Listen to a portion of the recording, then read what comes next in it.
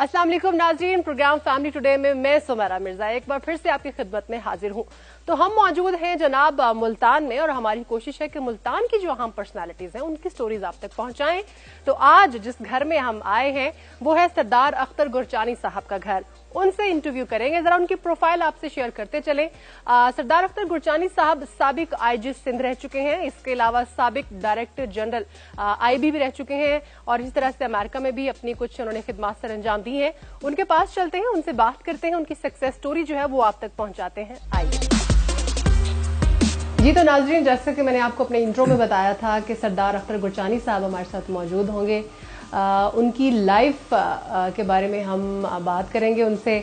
इस वक्त हमारे साथ ही हैं। सर कैसे हैं आप? ठीक है जी, बहुत शुक्र है। तबीयत सेहत ठीक है sir? Thank you so much. Eid कैसे गुजरी आपकी?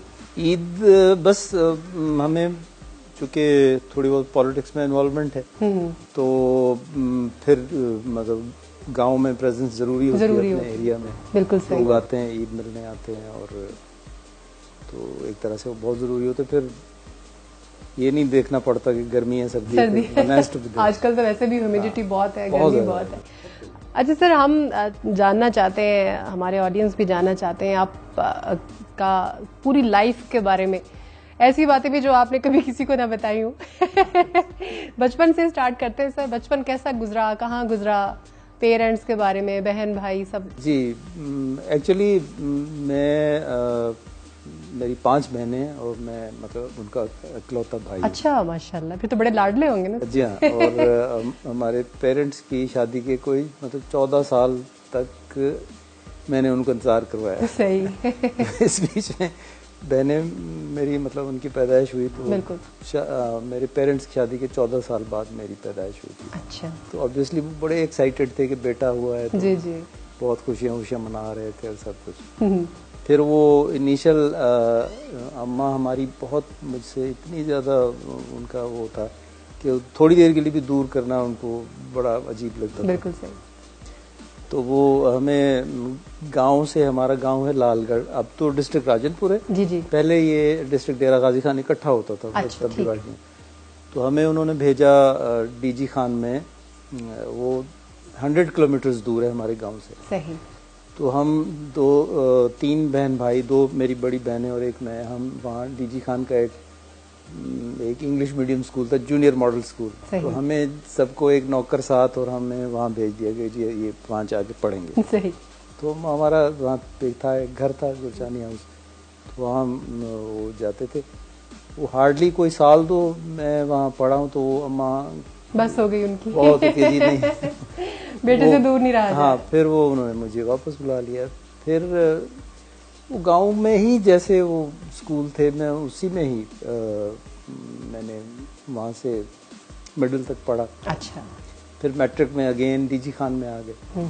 फिर उस जमाने में ट्रेंड होता था जरा अच्छे नंबर आ जाएं तो फिर आपका होता है या आपने प्री मेडिकल डॉक्टर बनना या इंजीनियर बनना। बिल्कुल इंजीनियर। वो स्टीरियोटाइप जैसे होता है वो मेरी भी अच्छी first division, high first division आ गई।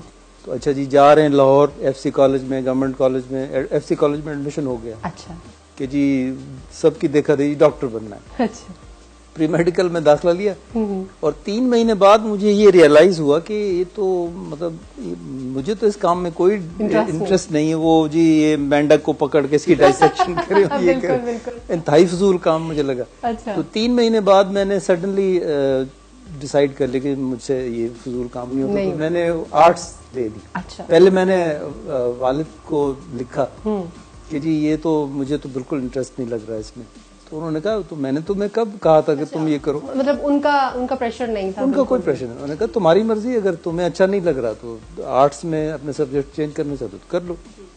तो मैंने 3 महीने बाद छोड़ के फिर आर्ट्स में अपने सब्जेक्ट चेंज कर दिया। अच्छा। फिर बीए में मैं शिफ्ट हो गया था गवर्नमेंट कॉलेज लाहौर में। ठीक हो गया, जीसी। तो वहाँ पे हमारी इंग्लिश लिटरेचर एक हमने रखा, मैंने लिया हुआ था, सोशियोलॉजी ली हुई थी। अच्छा। और अच्छे टीचर्स थे हमारे, अजीज भट्ट साहब हमें पढ़ाया करते थे और मतलब बहुत अच्छा एटमॉस्फेयर था गवर्नमेंट कॉलेज का। बीए हो गई जी। अब बीए के बाद ये था कि मैं मेरे ख्याल अभी मैट्रिक में था तो अम्मा ने मेरी मंगनी कर दी थी। एक एक बेटा था ना, इसलिए हाँ, शौक बहुत होगा। तो मैट्रिक में मेरी मंगनी हो चुकी थी। क्या फीलिंग्स थी? चलिए अब इस तरह क्योंकि उस जमाने में एक लड़कपन बचपन का वो मिक्सचर होती है वो एज, तो उसमें क्या फीलिंग्स थी सर जब? बस वो उस वक्त तो इतना यकीनन कजन होंगी। हाँ, कजन से। अच्छा। तो बस ठीक है, अच्छा लग रहा था कि मतलब एक नई चीज लग रही थी। तो उसके बाद गए जी, बीए हो गया।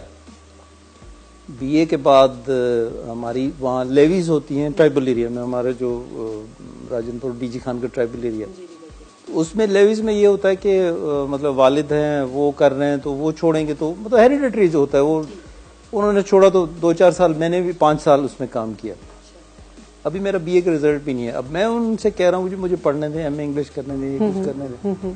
वो कहते नहीं, ये बाप दादा की तलवार होती है, ये होता है वो होता है, इस तरह कुछ आर्गूमेंट्स दे के उन्होंने कहा नहीं, कुछ अर्सा ये कर लो। अच्छा, तो यहाँ से आप अगर कुछ करना है, सीएसएस वगैरह करना है, यहीं से कर लो। फिर मैंने अभी 76 में बीए किया। अच्छा। तो उसके ठीक 1.25 साल बाद मेरी शादी हो गई। सही। तो उस वक्त मेरी एज थी, मतलब मैं अपने बेटे से 22 साल बड़ा हूँ। ये मुझसे 22 साल सही। 21 साल और कुछ महीने मेरी एज थी, और मेरी वाइफ उसकी 19 इयर्स थी। शादी हो गई। उसके बाद जी फिर वो मुझे शौक चढ़ा कि सीएसएस के लिए ट्राई किया जाए। बिल्कुल सही। फिर इधर उधर से किताबें अब जाहिर है लाहौर में रह के जो मौका मिलता वो ज्यादा अच्छा मौका मिलता। बिल्कुल। यहाँ इतनी ना बुक्स अवेलेबल थी राजनपुर में, गांव में ना इतना कोई ऐसा माहौल था, लाइब्रेरीज थी का भी इतना नहीं था, बिल्कुल कुछ भी नहीं था। बल्कि अखबार भी एक दिन का दूसरे दिन आता था वहाँ पे। तो और तैयारी के भी मुझे बहुत थोड़ा टाइम मिला, 2 महीने और 10 दिन टोटल मैंने तैयारी की। अच्छा, सीएसएस में? तो हाँ, मुझे ये लग रहा था कि अब इतने अरसे में तो जाहिर है सीएसएस कहाँ होती है, तो let it be an experience.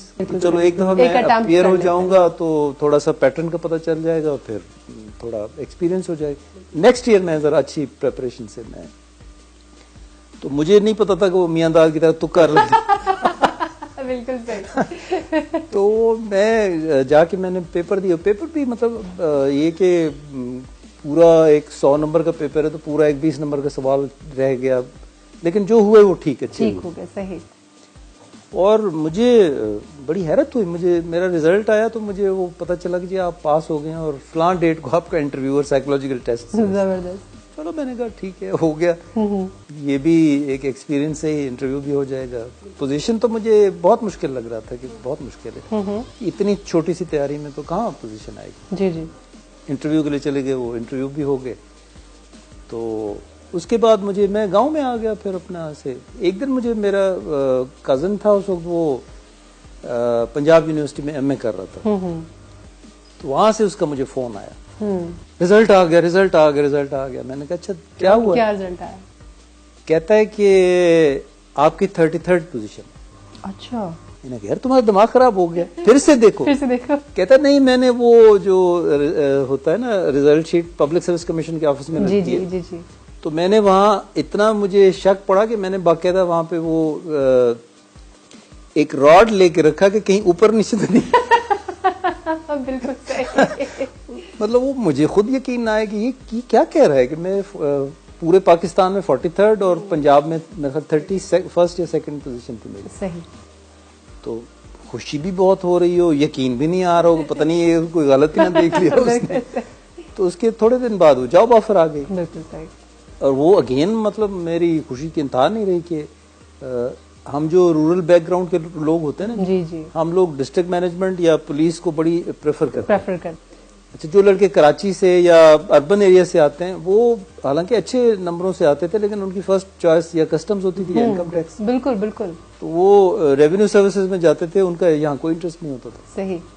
तो मुझे पुलिस का ऑफर आ गई कि आप एज एएसपी आपको जॉब ऑफर जैसे आती, तो इमीडिएटली मैंने एक्सेप्टेंस भेजी अपनी और वहाँ ज्वाइन कर लिया। फिर वो ट्रेनिंग हुई हमारी, कॉमन ट्रेनिंग होती है, आपको पता है, पहले कुछ अर्सा 4-5 महीने, फिर आर्मी अटैचमेंट होती है 2-3 महीने, वो हमारी यहाँ मलीर कैंट में हुई थी कराची में। सही। फिर वो एक्सरसाइज के लिए हमें ले जाते थे सादकाबाद, रहीम यार खान के करीब, हमें टिलू गोट एक जगह वहाँ लेके आए, वो एक्सरसाइज की वहाँ हमने। फिर सिहाला में वो पुलिस एकेडमी में ट्रेनिंग शुरू हुई। तो बड़े बड़े मतलब दिलचस्प वहाँ पे बातें होती थी ट्रेनिंग में। कोई किस्सा सुनाइए अपना। वो मुझे याद है, हम सिविल सर्विस एकेडमी में आप जब भी, चाहे आप 40 साल के हों, 60 साल के हों, जब आप किसी इंस्टीट्यूशन में जाते हैं ना, आप फिर बच्चा बन जाते हैं। बिल्कुल सही। वो फिर वही एक स्टूडेंट लाइफ वाला सारा वो आ जाता है। इतनी वहाँ शरारतें होती थी सिविल सर्विस एकेडमी में। जी जी। गेस्ट स्पीकर्स, अगर कोई अच्छा क्लास का नहीं आया, थोड़ा सा भी जरा माठा आ गया तो उसकी इतनी किट लगती थी, हूटिंग होती थी। और हम पीछे बैठ के बैक बेंचर्स होते थे और हमिंग करते थे। सही। बड़ा, हमें स्लीपर क्लास भी कहते थे, पता नहीं, खूब गपशप होती थी। यानी कि वो एक स्टूडेंट्स होते हैं ना, बस हर वक्त किताबी कीड़ा बने रहना, आप उनमें से नहीं थे, आप एंजॉय किया अपने स्टूडेंट लाइफ को।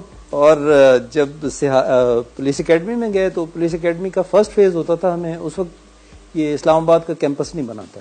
तो सिहाला में पुलिस कॉलेज है पिंडी में। जी जी। तो इन्होंने पुलिस एकेडमी वालों ने उनसे लोन पे लिया हुआ था कि हमारे ASPs यहाँ ट्रेनिंग करें। ठीक है। तो उसका एक जबरदस्त पार्ट होता था हॉर्स राइडिंग। जी जी। अच्छा, अब मैं और एक और हमारे बैचमेट थे, अकबर होती, वो पठान है उधर से, मर्दान की। वो भी अच्छा राइडर था। अच्छा, हम भी चूंकि बलोच एरिया से हैं, वो बचपन से ही घोड़े ये सब, वो हमारे लिए तो खैर कोई इशू नहीं थी। अब एक दो हमारे बैचमेट थे, वो हॉर्स राइडिंग से बहुत घबराते थे। एक थे चौधरी मंजूर। अच्छा। फैसलाबाद से। जी जी। वो जब हम बस पे बैठ के जाते थे हॉर्स राइडिंग के लिए, तो वो उसकी सिट्टी गुम होती थी, ऐसे परेशान होकर बैठा। तो उनसे कभी मजाक में पूछते कि चौधरी क्या बात है, कहता यार ऐसे सीरियस होके, मेरी जिंदगी के बदतरीन लम्हात वो होते जब मैं हॉर्स राइडिंग के लिए मुझे जाना। दूसरे एक साहब थे सिंधी। अच्छा। फारूक अमीन कुरैशी, वो भी बहुत घबराते थे। तो एक दो बैचमेट हमारे कहते थे कि जब राइडिंग की क्लास शुरू होती है तो फारूक कुरैशी की दोस्ती फौरन गुरचानी और अकबर होती से हो जाती है। वो फौरन उठ के अपनी सीट से आता, मुझे, अच्छा यार गुरचानी, ये बता, वो जब राइडिंग करूं तो घोड़े की रासें खींचनी है या ढीली रखनी है? तो उसको फिर हम टिप्स देते कि भाई ऐसे करना है, ऐसे करना है। सही टिप्स देते थे या सही क्योंकि उस एज में होता था कि गलत टिप्स देनी। एक दिन क्या हुआ कि वो अब घोड़े हम ट्रॉट कर रहे हैं, फिर जरा गैलप कर रहे हैं, तेज कर रहे हैं, तो वो बहुत स्लो चलाता था। अब वो स्लो में भी उससे कंट्रोल नहीं हुआ, घोड़े को ठोकर लगी, अब घोड़ा गिर रहा है। जी जी। अब बजाय इसके कि वो लगामें खींच ले उसकी, तो वो उसको सिंधी में कह रहा है, छात तो करी। मतलब अब यानी क्या कर रहे हो? अब ना घोड़े को सिंधी आती थी कि वो बेचारा। सही कह। तो वो नतीजा क्या हुआ, घोड़ा ढेर और फारूक कुरैशी साहब भी उस पे ढेर हो गए। तो इस तरह के बड़े वहां लतीफे होते थे। सही। या एक दफा हम गए, वो आर्मी अटैचमेंट के दिनों में हमारे एक कोलीग थे, उनको 2-3 दिन से उसने हमें बड़ा वो किया होता, यार इनसे कहो, लेफ्टिनेंट कर्नल से कहो ना, फायरिंग कब करवाएगा। अच्छा, शौक होगा बहुत बड़े एंथुसियास्टिक थे। तो हमने कहा कि जी चलें बात करते हैं उनसे। सही। वो सीओ से हमने कहा, उसने कहा ठीक है अरेंज करा देते हैं। उसने कहा जी ले जाएं इनको फायरिंग रेंज पे। जी। सादकाबाद के सैंडी एरिया था, वो उन्होंने रेंज बनाई हुई थी। अब वहां पहुंचे और वो अहमद कमाल थे हमारे इनकम टैक्स से। अब हम जाके उन्होंने कहा आए जी, 3 लोग थे हम, एक मैं था, एक पोस्टल सर्विस से थे शहरियार, फकीर शहरियार साहब लाहौर से, और अहमद कमाल आए जी। अब जी आपको बड़ा शौक था तो आए फायरिंग करें। अच्छा, मैं और वो शहरियार हम लेट गए, वो G3 गन्स थी, हमने फायरिंग स्टार्ट कर दी, वो टारगेट लगे हुए थे। जी जी बिल्कुल। अब हम अहमद कमाल को देख रहे हैं कि भाई ज्यादा शौक तो तुम्हें था, तो आओ, वो बुलाते थे। तो कहते नहीं पहले जरा ये कर लें फिर मैं बात में। अच्छा, फिर हमने कहा चलें, मैं भी जरा थोड़ा वो हेजिटेट वॉच करना चाह रहा है कि कैसे पोजीशन करनी क्या। फिर वो हम 10-20 राउंड्स फायर करके उठ खड़े, भी आ जाओ अब। यार वो मुझे अकेला ले गए, यार तबीयत नहीं मंदी। तो मैंने कहा तुमने ये 3 दिन से शोर क्यों अरेंज करवाया सारा? फिर उन्होंने बड़ा समझाया कि जी कुछ नहीं होता, ये खाली ये जो आवाज आती है फायर की या मतलब एक ब्लास्ट होता है, तो ये सिर्फ एक झांका होता है, आप जरा बैठेंगे एक फायर करेंगे सब हो जाएगा, ठीक हो जाएगा। उसको जी तरले किए हमने कि जी कर लो। उसने कहा जी मुझे मार डालो, मैंने फायर नहीं किया। तो हम जी वापस आए, बड़ी आगे फिर उससे हमने बड़ा उससे किया कि यार तुमने सिविलियंस की बेइज्जती करा दी, अब आर्मी वाले क्या कहेंगे कि ये इतने बेकार है कि इनसे एक फायर से भी इतना डरते हैं। बिल्कुल सही। इस तरह के मतलब पहली अपॉइंटमेंट कहाँ पर हुई आप?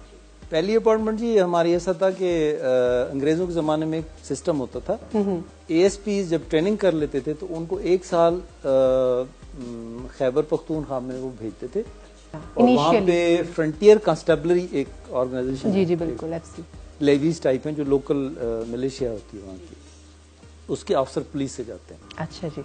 तो 1 साल के लिए हमें मैनेजमेंट सिखाने के लिए उन्होंने कहा जी वो अंग्रेजों वाला सिस्टम रिवाइव कर रहे हैं और आपको अब जाना है 1 साल FC में लगाना। ठीक। अब हम पास आउट हो के तो हर एक ने अपने अपने सुहाने सपने सजाए हुए हैं। मैं सोच रहा हूँ जी मैंने तो ASP कैंट मुल्तान लगना है, दूसरा कह रहा है यार मैंने तो ASP विहाड़ी बुरे वाला लगना है, कोई कह रहा है जी मैंने तो ASP मॉडल टाउन लाहौर लगना है, कोई कहाँ की प्लान बना रहे, कोई कहाँ के। वो एकदम हमारे ऊपर बम शेल गिरा के जी अभी तो भूल जाएं आप पंजाब, अभी तो जाए ना आप KP, और वहाँ पे FC में जाके आपने बहुत परेशान हुए। वो 2 एक हमारे अफसर थे, उन्होंने बाकायदा इस गम में दाढ़ी बढ़ा ली और पश्तो सीखने लगे। तो वो तहसीन शाह हमारे बहुत अच्छे फोटोग्राफी, आप उनकी देखें तो वो वर्ल्ड क्लास के हैं फोटोग्राफर, और वो फिर मतलब उसने पश्तो शायरी शुरू कर दी कि शपाशवा नी में शपाशवा खोबा वाले नाराजे। तो हम पूछे थे कि मतलब कैसे, कहते हैं शपाशवा का मतलब है रात हो गई। अच्छा। आधी रात हो गई, नींद क्यों नहीं आ रही? वो KP जाने का गम नहीं सोने दे। वो गमगीन गाने गाते गाते जी अल्टीमेटली हमें जाना पड़ा। बिल्कुल सही। 1 साल हमने वहाँ गुजारा। फिर वहाँ भी बहुत हंसी मजाक होता था। ये एक हमारे थे ASP वो चौधरी मंजूर साहब, बहुत दुबले पतले से और वो थे, तो वो मैस सेक्रेटरी बने। तो वो कमांडेंट आए हमारे, तो कहने लगे मैस सेक्रेटरी कौन है? तो हमने कहा जी चौधरी मंजूर। कहते हैं ये बहुत इल फेड आपका मैस सेक्रेटरी है। वो जफर करिश साहब से थे, वो भी इसी तरह बहुत दुबले पतले से। तो वो हम एक दिन खाने में बटेर खा रहे हैं, तो वो सब खा खा के हड्डियां ऐसे एक जगह पाइल अप करते जा रहे हैं। तो वो चौधरी मंजूर विटी बड़े थे, तो एक देख के कहते हैं यार इतनी सारी हड्डियों से तो अच्छा खासा जफर कुरैशी बन सकता है। तो जबरदस्त, बड़े मतलब एक बड़ा लाइवली है, बिल्कुल बड़ा। मुझे बड़ा होता था कि मैंने मैस सेक्रेटरी नहीं बना यार, खुदा के लिए मेरी बारी ना आए। तो उन्होंने कहा अच्छा तुम ऐसा करो, तुम हमें अपने एरिया की बलोची सज्जी खिलाओ, वो तुम्हारी पेनल्टी है, तो हम तुम्हें माफ कर देंगे। सही है। अच्छा जी, मैंने कहा मुझे मंजूर है। वो गांव से जी मैंने हम पहाड़ी बलोच अपने मंगवाए। अच्छा। पहाड़ी बकरे, क्योंकि उनका टेस्ट जरा अलग सा होता है। बिल्कुल सही। वहां से पहाड़ी बकरे मंगवाए गए 4, वो हमारी ट्राइबल गुरचानी ट्राइब की बलोच 2-3 आए। सही। और वो हमने सज्जी खिलाई उनको। सही। अब कमांडेंट आके बैठा है, तो वो हैरान हो रहा है कि यार आज कुछ खास एक्टिविटी लग रही है आज की मैस नाइट में। उन्होंने कहा जी हाँ सर, वो आज इनकी तरफ से सज्जी है। तो अच्छा कहने लगे किस खुशी में? तो अब मुझे समझना है कि ये मेरा छोटा बेटा नोमी जो अभी नहीं आया, जी बिल्कुल, ये उन्हीं दिनों कोई 10-15 दिन। अच्छा, आपने कहा कि उसकी ट्रीट है। हाँ, उसकी पैदाइश हुई। अब मुझे समझना है कि मैं सेक्रेटरी का क्या बताऊं? मैंने कहा जी वो मेरा बेटा हुआ है। तो मुझे कहने लगे उस वक्त मतलब आई वाज हार्डली 25 देन। तो कहने लगा is he your first son? I said no sir, he is my 3rd son and 4th kid. माशाल्लाह। तो ऐसे एकदम से मुझे कह रहे by the way how old are you? चले भाई, मुझे तो बहुत मजा आ रहा है, ब्रेक लेने को भी दिल नहीं करा, लेकिन हम ब्रेक के बाद वापस आएंगे और इसको यहीं से कंटिन्यू करेंगे और गुरचानी साहब के जो बाकी फैमिली है उनके साथ भी बात करने की कोशिश करेंगे। साथ ही रहिएगा।